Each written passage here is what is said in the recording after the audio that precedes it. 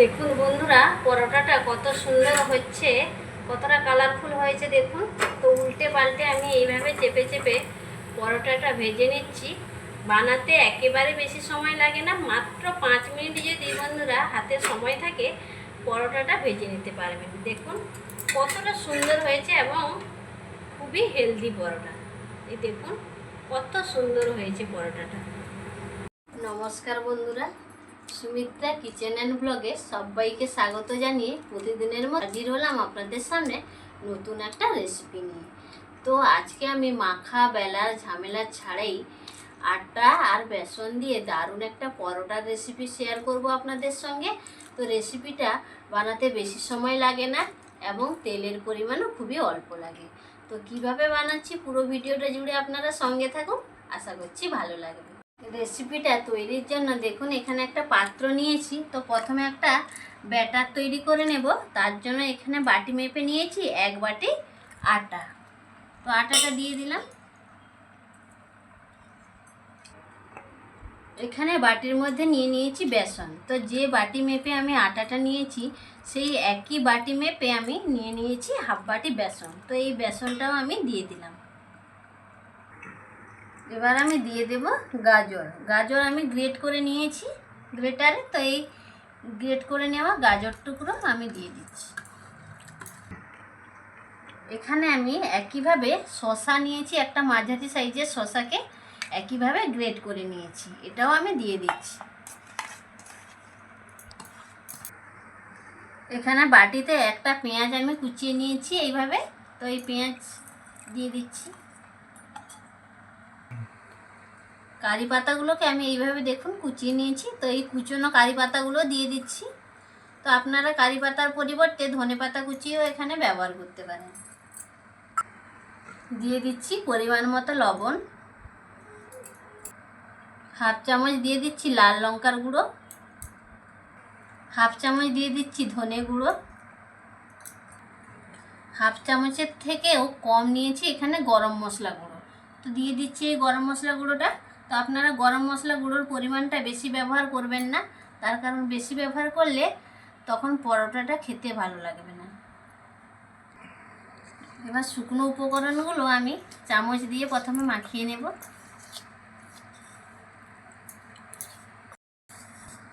চামচ দিয়ে শুকনো উপকরণগুলো ভালো করে মিশিয়ে নিয়েছি। এবার অল্প জল দিয়ে আমি একটা ব্যাটার তৈরি করে নেব। ব্যাটারটা একেবারে ঘন হবে না, আবার একেবারে পাতলাও হবে না।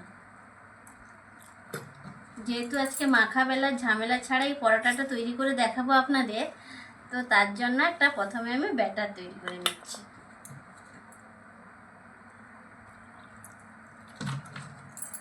এইভাবে অল্প অল্প জল দিয়ে আমি ব্যাটারটা তৈরি করে নেব। অল্প অল্প জল দিয়ে আমি একটা ব্যাটার তৈরি করে নিয়েছি। এই দেখুন ব্যাটারের ঘনত্বটা এইরকমই থাকবে, একেবারে মোটা নয় আবার একেবারে পাতলা নয়। তো ব্যাটার আমাদের একেবারে রেডি। তো এগুলো ভাজার জন্য এখন রান্নাঘরে চলে যাব। পরোটাগুলো ভাজার জন্য রান্নাঘরে চলে এসেছি। গ্যাসের মধ্যে একটা ননস্টিকের প্যান বসিয়ে দিয়েছি। প্যানটাকে হালকা গরম করে নিয়েছি। এবার একটা ব্রাশের সাহায্যে প্যানের মধ্যে তেলটা ব্রাশ করে দিচ্ছি। এইভাবে তেলটা ভালো করে ব্রাশ করে নিতে হবে। দেখুন এই যে আমি পাত্রের মধ্যে ব্যাটারটা তৈরি করে রেখেছিলাম, এই ব্যাটারটা এখন দিয়ে দেব।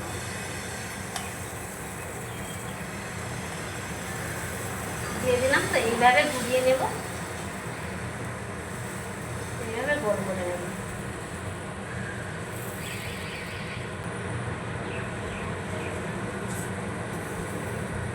গ্যাসের ফ্লেমটা লোতে রেখে এইভাবে রেখে দিলেই কিছুক্ষণ দেখবেন উপরটা শুকনো হয়ে আসবে, তখন আরেক পাশ উল্টে নিতে হবে। দেখুন উপরটা শুকনো হয়ে এসছে। তো আমি এক পাশ উল্টে নেওয়ার আগে আমি তেলটা ব্রাশ করে নিচ্ছি। এইভাবে তেলটা ব্রাশ করে নেব।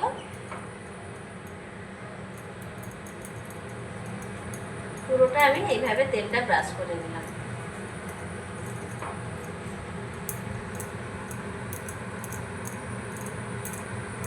এই দেখুন কত সুন্দর লাগছে এখন থেকে এই পরোটাটা। তো এবার আমি উল্টে নেব। এই দেখুন উল্টে নিলাম। তো এই পেছন পাশটাও আমি একটু তেল ব্রাশ করে নিচ্ছি। এইভাবে তেলটা ব্রাশ করে নিতে হবে।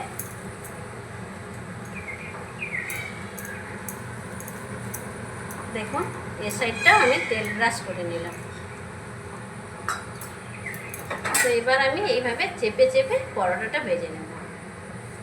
খুব অল্প সময়ের মধ্যে পরোটাগুলো তৈরি হয়ে যায়। হাতে যদি 5 মিনিট সময় থাকে বন্ধুরা, তাহলে এই পরোটাগুলো ঝটপট তৈরি করে নিতে পারবেন। আবারও আমি উল্টে নেব। দেখুন কত সুন্দর একটা কালার এসে গেছে, কতটা কালারফুল হয়েছে দেখুন, এবং খুবই হেলদি। উল্টে পাল্টে এইভাবে চেপে চেপে আমি পরোটাটা ভেজে নিয়েছি। তো দেখুন এখানে একটা প্লেট নিয়েছি, প্লেটের মধ্যে তুলে নিচ্ছি। দেখুন কত সুন্দর হয়েছে। একইভাবে আমি আরও একটা পরোটা দিয়ে দিয়েছি, তো ভেজে নেব। এক পাশ হয়ে গিয়েছে, এই দেখুন উল্টে দিলাম। তো এই পাশটাও আমি তেলটা ব্রাশ করে নেব। এইভাবে তেলটা ব্রাশ করে নিচ্ছি। দেখুন তেলটা ব্রাশ করে নিলাম। তো এইভাবে আমি চেপে চেপে ভেজে নেব। খুবই অল্প সময়ের মধ্যে বানানো হয়ে যায় পরোটাগুলো। ঝটপট করে কোথাও যদি যাওয়ার থাকে তাহলে আপনারা এই পরোটাগুলো অল্প সময়ের মধ্যে বানিয়ে নিতে পারবেন, মাত্র 5 মিনিট হাতে যদি সময় থাকে। এবারে উল্টে দেব। দেখুন এটাও কত সুন্দর হয়েছে, কত সুন্দর কালারফুল হয়েছে। দেখতে যতটা সুন্দর লাগছে, খেতেও কিন্তু বন্ধুরা দারুণ লাগে। এই পরোটাটা আমি উল্টে পাল্টে একইভাবে ভেজে নিয়েছি। তো এবার তুলে নেব, প্লেটের মধ্যে তুলে নিচ্ছি। দেখুন তো এইভাবে আমি বাকি পরোটাগুলো ভেজে নেব। সবগুলো পরোটা তৈরি করে নিয়ে চলে এসেছি। দেখুন প্লেটেও সাজিয়ে নিয়ে চলে এসেছি। বেশ অনেকগুলো পরোটা তৈরি হয়ে গেছে। তো ভাজতে কিন্তু বেশি সময় লাগলো না, মাত্র 5 মিনিটের আমার সবগুলো পরোটা তৈরি হয়ে গেল।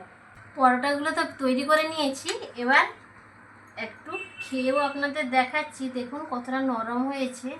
তো এখানে আমি টমেটো কেচাপ নিয়েছি, টমেটো কেচাপ দিয়ে খাচ্ছি। দারুণ লাগছে, একেবারে ভিন্ন স্বাদের। তো আমি টমেটো কেচাপ দিয়ে খাচ্ছি বন্ধুরা। তো আপনারা এই পরোটাগুলো যে কোনো চাটনির সঙ্গে বা যে কোনো সবজির তরকারি বা চিকেন কষা যে কোনো কিছু দিয়েই আপনারা খেতে পারেন, খুবই দারুণ লাগবে খেতে, খুব সুন্দর লাগছে।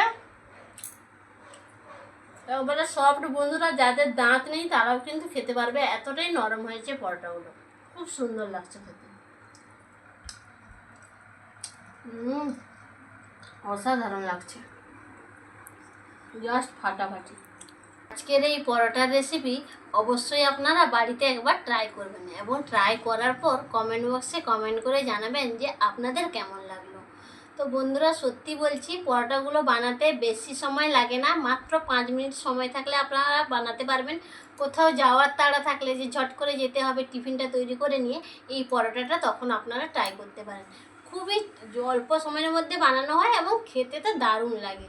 অবশ্যই আপনারা টমেটো কেচাপ বা যে কোনো চাটনি বা যে কোনো সবজি তরকারি বা চিকেন কষা দিয়ে আপনারা এটা পরিবেশন করতে পারেন, দারুণ লাগবে খেতে। যে সকল বন্ধুরা চ্যানেলটিকে সাবস্ক্রাইব করে পাশে রয়েছেন তাদের অসংখ্য অসংখ্য ধন্যবাদ জানাই। যারা এখনও সাবস্ক্রাইব করেননি বা আজ প্রথম রেসিপি দেখছেন, তাদের কাছে অনুরোধ রইল প্লিজ বন্ধুরা চ্যানেলটিকে সাবস্ক্রাইব করে পাশের অল নোটিফিকেশানটা অন করে রাখবেন, যাতে নিত্য নতুন রেসিপি বা ভিডিও যাই আপলোড করি না কেন আপনারা সবার প্রথম নোটিফিকেশান পেয়ে যাবেন, এবং লাইক দিয়ে ঝটপট রেসিপিগুলো দেখে নিতে পারবেন। তো বন্ধুরা আজকে ভিডিওটা এইখানে শেষ করছি। সবাই সুস্থ থাকুন, ভালো থাকুন। অন্য কোনো রেসিপি বা ভিডিও নিয়ে অন্য কোনো দিন আবারও আপনাদের সামনে হাজির হব। তো আজ এইখানে শেষ করছি, নমস্কার।